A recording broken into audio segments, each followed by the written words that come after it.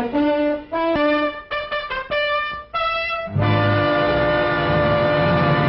Hawaii.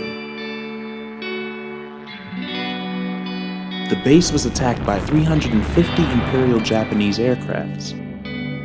Though the raid only lasted 75 minutes, the Japanese destroyed or damaged nearly 20 American naval vessels, including 8 battleships and more than 340 airplanes. Though there has been a lull in the onward march of Japanese aggression, there has been no lull in the air bombardment of the port. Australia's northerly point, Port Darwin, knows what it's like when enemy bombers come over. So Allied bombers are also doing their share.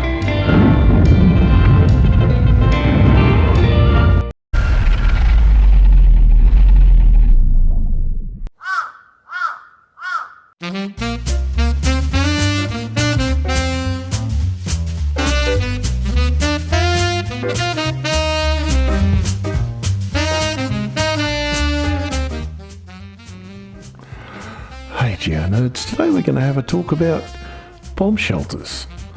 And there's lots of bomb shelters around Brisbane, but these are specific bomb shelters. And this is Brisbane in the 1940s. Some beautiful colour footage of Brisbane. Unfortunately, that's Parliament House. I probably could have thought of something better to take there. But here's Town Hall coming up, looking resplendent. It's pretty much the same as it does now, actually. So yeah, Brisbane had an issue when the Japanese attacked Pearl Harbor in 1941, and then later on they attacked Darwin. Brisbane was a target. It knew that, and it definitely was. With Japanese correspondence, we found we were a target. So we had to do something to protect our population. So they started building bomb shelters, and they built quite a few of them. There were over 200 air raid shelters built around Brisbane. And people, that was public ones, that people also had them in their own yards. So this is Petrie Bight, by the way, the Story Bridge there on the opening day. So there you go, of the Story Bridge.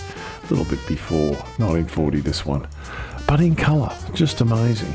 So, okay, we had to build some bomb shelters. Well, you don't just go down to Bunnings, because first it didn't exist, but apart from that, you know what you're doing. So we had this fella, and his name was Frank Gibson Costello. Well, Frank Costello, as people called him.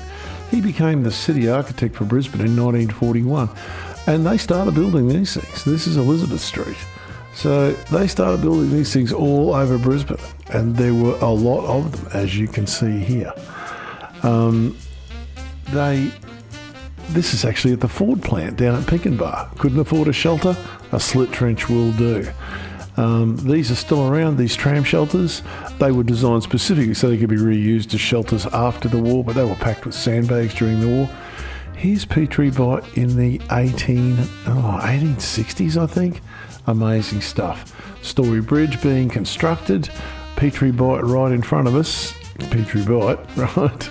And there's a shot of it with the cliffs behind it being built back in the 1930s.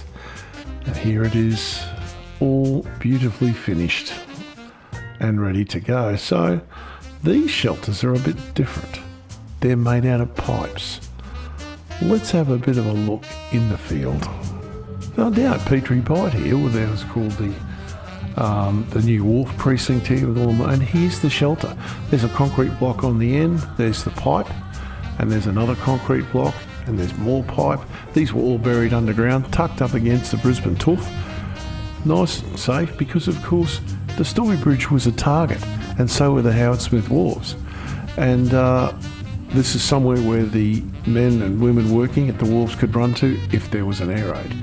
And why did they use pipes? Well, of course, we had a pipe factory at Groveley run by Rockler Pipes, a place later on that my mother worked in the 1960s.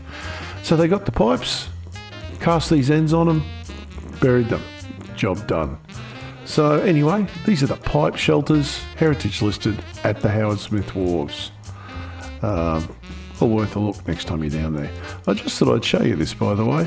This is the image I showed you earlier.